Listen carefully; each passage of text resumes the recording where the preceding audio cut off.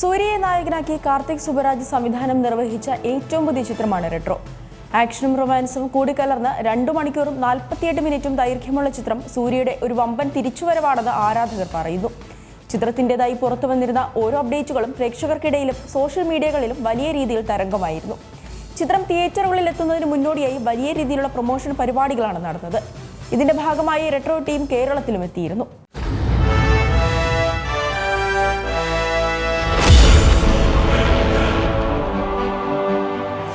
ദൃശ്യങ്ങളിൽ കണ്ടതുപോലെ റെട്രോയുടെ പ്രീ ലോഞ്ചിങ്ങിനായി തലസ്ഥാനത്തെത്തിയ നടൻ സൂര്യയെയും മറ്റു താരങ്ങളെയും വരവേൽക്കാൻ ആയിരക്കണക്കിന് ആരാധകരാണ് തടിച്ചുകൂടിയത്.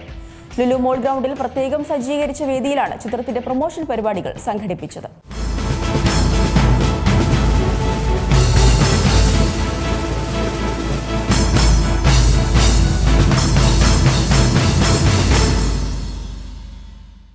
മലയാളികൾ നൽകുന്ന സ്നേഹത്തിന് പകരം നൽകാൻ നിറഞ്ഞ സ്നേഹമല്ലാതെ മറ്റൊന്നുമില്ലെന്ന് നടൻ സൂര്യ പറഞ്ഞു.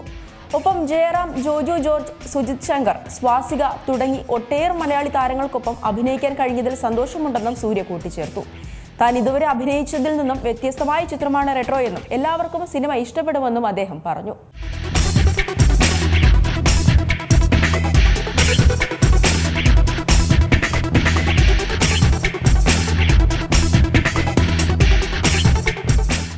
ഏറ്റവും പുതിയ വാർത്തകളും വിശേഷങ്ങളും വിരൽ തുമ്പിലറിയാൻ സീ മലയാളം ന്യൂസ് എല്ലാ ഡിജിറ്റൽ പ്ലാറ്റ്ഫോമുകളിലും ലഭ്യം.